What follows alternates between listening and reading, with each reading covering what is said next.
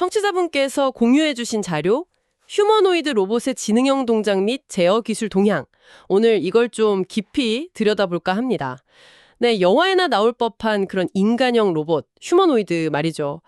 얘들이 어떻게 점점 더 똑똑해지고 또 복잡한 일까지 하게 되는지 그 기술들을 파헤쳐 보겠습니다. 이 자료를 보면요, 로봇공학, 특히 이제 인공지능이랑 기계학습이 휴머노이드 움직임을 어떻게 바꾸고 있는지 아주 잘 나와 있거든요. 단순히 걷는 걸 넘어서서 주변을 보고 이해하고 사람처럼 배우고 뭐 힘 조절까지 한다니. 이런 최신 기술들의 핵심을 오늘 딱 짚어드릴게요. 준비되셨죠? 바로 시작해보죠. 네, 안녕하세요. 휴머노이드 기술 정말 빠르게 발전하고 있어요. 예전에는 뭐 상상하기 좀 어려웠던 그런 정교한 제어가 이제 가능해지고 있죠. 오늘 자료를 쭉 훑어보면 크게 보면 이제 강화학습으로 스스로 배우는 능력이 좋아지는 거, 그리고 여러 기술을 잘 합치는 방법, 또 인간 움직임을 따라하는 거, 모방학습이죠. 마지막으로 보고, 듣고, 이해하는 이런 인지 능력까지 합쳐지는 이런 큰 흐름들을 볼 수 있습니다. 이 흐름을 따라오시면 휴머노이드 기술이 대충 어디로 가는구나 감을 잡으실 수 있을 거예요. 네, 가장 먼저 딱 보이는 게 강화학습이네요. 로봇이 혼자서 막 이것저것 해보면서 제일 좋은 방법을 배운다는 거잖아요. 근데 이게 예전에는 시간이 너무 오래 걸려서 좀 쓰기 어려웠다면서요. 맞습니다. 개념은 좋은데 그 학습 시간이 너무 길다는 게 문제였죠. 근데 요즘은 알고리즘 자체도 좋아졌고 또 동시에 가상 환경에서 로봇 수백, 수천 대를 돌리는 병렬 시뮬레이션 기술이 있잖아요. 그게 엄청 발전했어요.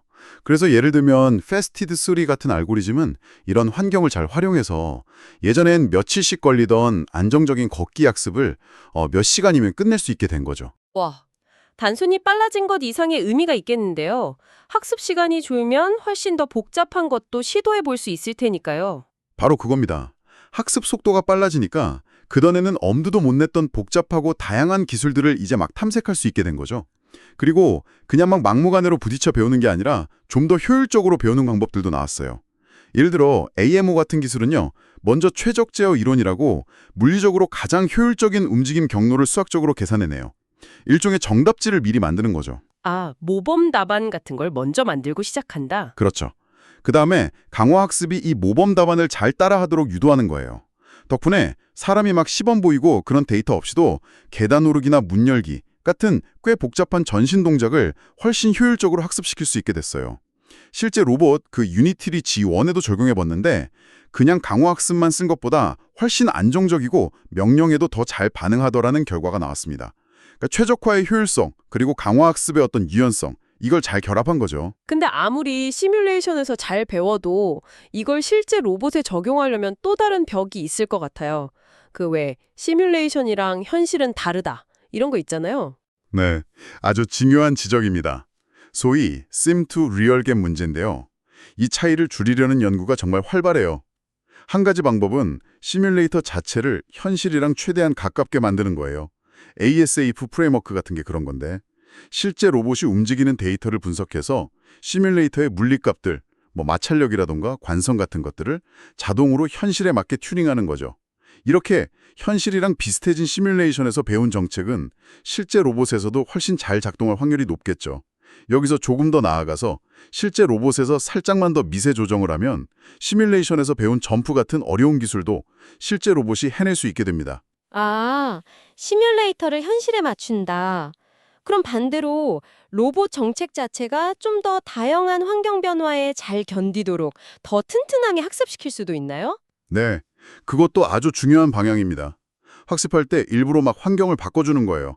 바닥 재질도 바꿔보고 경사도도 주고 외부에서 힘도 가해보고 이런 걸 도메인 랜더머라고 부르는데 로봇이 다양한 상황에 미리 대비하게 만드는 거죠. 또 로봇이 받아들이는 센서 정보 있잖아요. 카메라 영상이나 관절 센서 값 같은 거. 이걸 효과적으로 처리하려고 트랜스포머 같은 최신 딥러닝 구조를 쓰기도 하고요. 이렇게 하면 로봇 정책이 어떤 특정 환경에만 너무 익숙해지는 걸 막고 처음 보는 실제 환경에서도 별다른 수정 없이 좀 안정적으로 작동할 가능성이 커집니다. 실제로 이렇게 해서 로봇 보행에 성공한 사례들이 나오고 있어요. 로봇이 배우다가 자꾸 넘어지거나 불안정하면 좀 곤란할 텐데 이 학습 과정 자체를 좀 안정적으로 만드는 방법도 중요하겠어요. 물론이죠.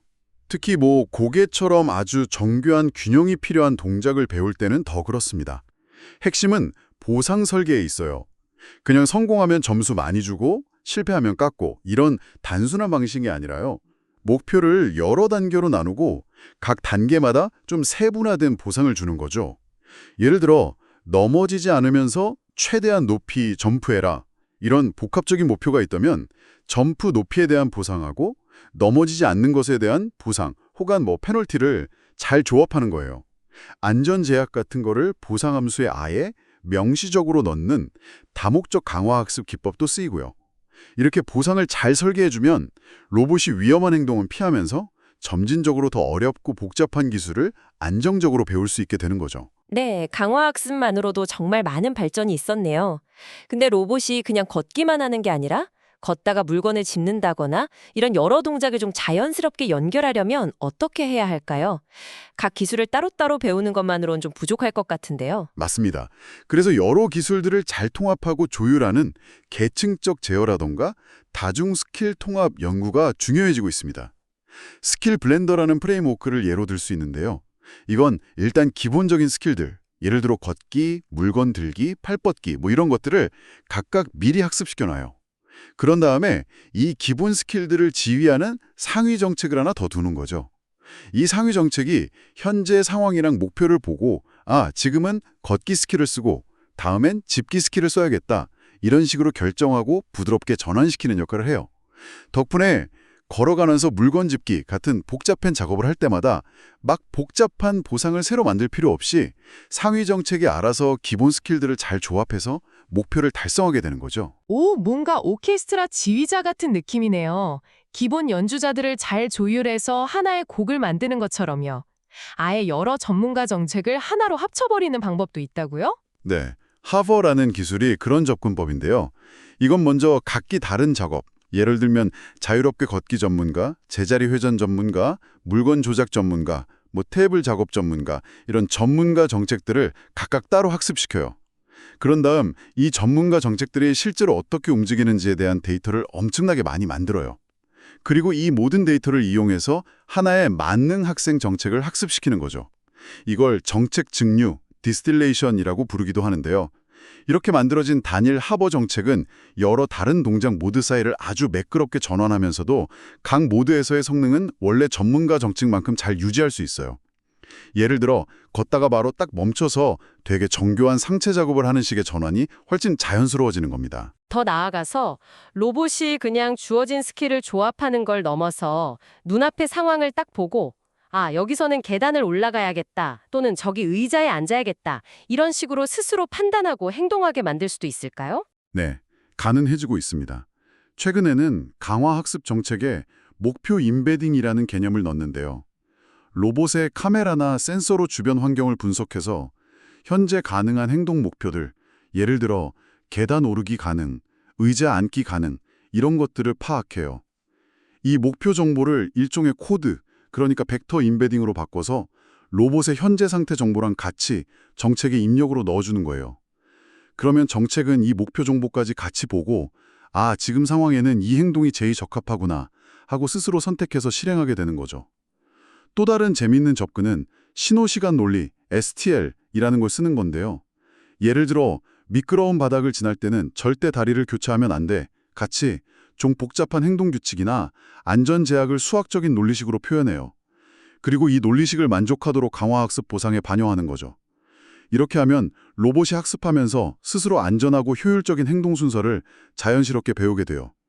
이렇게 해가 아니라 이런 규칙 지키면서 목표 달성해 라고 가르치는 셈이죠. 이런 기술들이 로봇의 어떤 자율성이나 상황 판단 능력을 크게 높여주고 있습니다. 로봇 혼자 배우기 너무 복잡한 동작은 역시 사람이 시범을 보여주는 게 효과적이겠군요. 원격 조작으로 사람이 로봇을 조종하면서 데이터를 얻는 기술들도 발전하고 있다고요. 네, 맞아요. 사람의 시연 데이터는 로봇 학습의 질을 높이는 데 아주 중요합니다. 최근 원격 조작 기술은 크게 3가지 방향으로 볼 수 있는데요. 첫째는 VR, AR 기기를 쓰는 방식이에요. 클론 시스템 같은 경우 사용자가 VR 헤드셋이랑 손 추적 장치를 끼면 실시간으로 사용자의 머리랑 손 움직임을 로봇의 전신 동작으로 그대로 따라하게 만들어요. 이 방식의 핵심은 로봇의 실제 위치를 사용자에게 계속 피드백해줘서 조작 오차가 쌓이는 걸 막아준다는 점이에요. 그래서 바닥에 떨어진 물건을 줍는 것처럼 시간이 좀 걸리는 복잡한 작업도 안정적으로 수행하고 그 과정을 데이터로 잘 기록할 수 있죠. 둘째는 미리 찍어둔 모션 캡처 데이터를 활용하는 방식입니다. 트위스트 같은 시스템인데요. 이건 실시간 조작은 아니지만 미리 캡처된 사람의 다양한 움직임, 춤이나 물건 옮기기, 인사 같은 데이터를 로봇이 따라하도록 하나의 통합 정책을 학습시키는 거예요.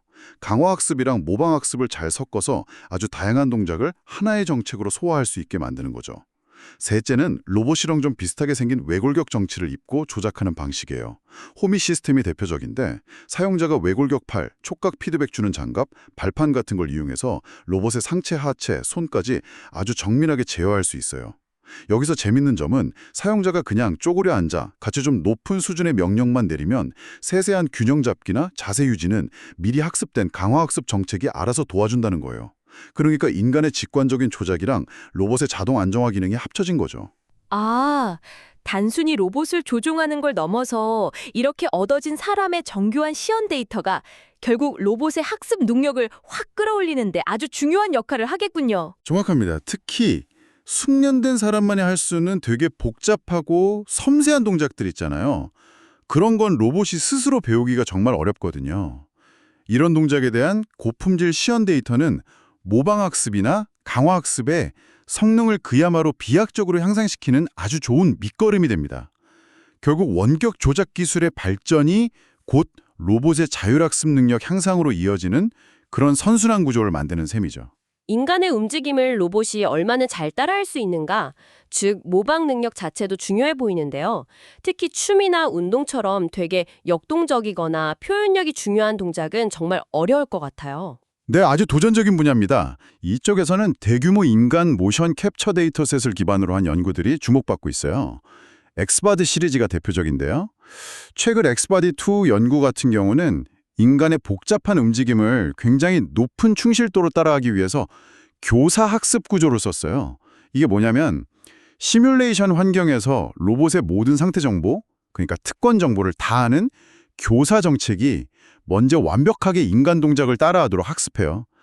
그 다음엔 실제 로봇처럼 제한된 센서 정보만 쓰는 학생 정책이 이 교사의 행동을 보고 배우도록 훈련하는 방식이죠. 오, 진짜 숙련된 선생님한테 배우는 학생 같네요. 그렇죠. 그리고 또 오랫동안 이어지는 달리기나 춤 같은 동작에서 시간이 지날수록 오차가 점점 커지는 문제가 있거든요. 이걸 해결하려고 로봇의 현재 위치가 아니라 그 주변의 로컬 좌표계를 기준으로 목표 자세를 추적하고 주기적으로 기준점을 다시 맞추는 기법을 썼어요.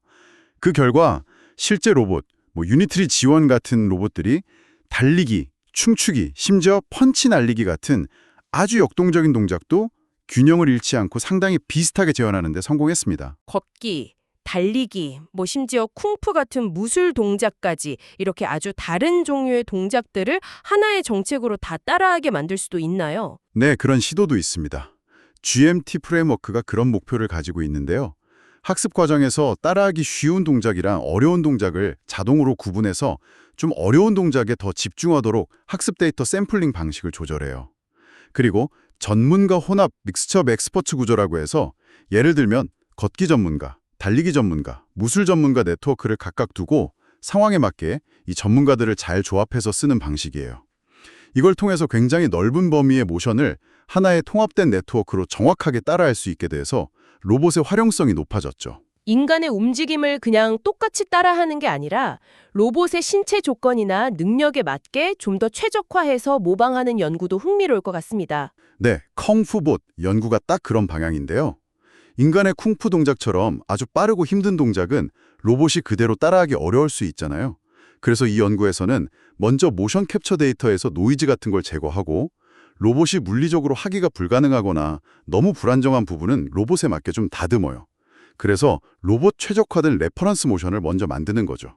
그런 다음에 강화학습으로 이 레퍼런스 모션을 따라하도록 훈련시키는데 이때 추종 오차가 크면 목표를 좀 느슨하게 잡아서 안정적으로 배우게 하고 오차가 작아지면 목표를 더 엄격하게 해서 정밀도를 높이는 그런 2단계 최적화 기법을 썼습니다.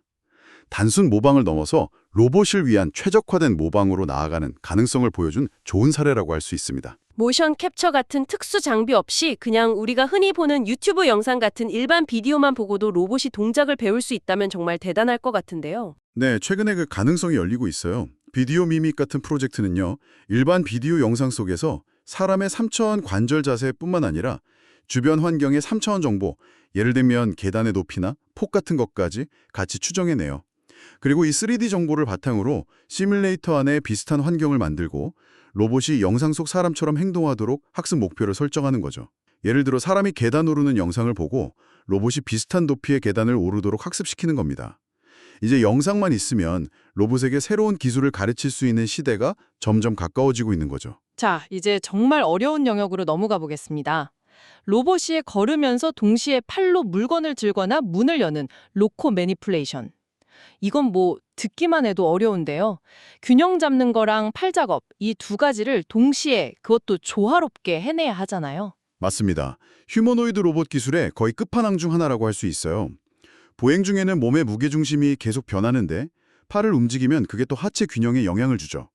단순히 위치만 제어하는 게 아니라 물체랑 상호작용할 때는 적절한 힘을 가하고 또 버텨야 하거든요. 이 접촉력 제어가 시침 난내 중 하나인데 최근 학습 기반 접근법들이 여기서 큰 성과를 내고 있습니다.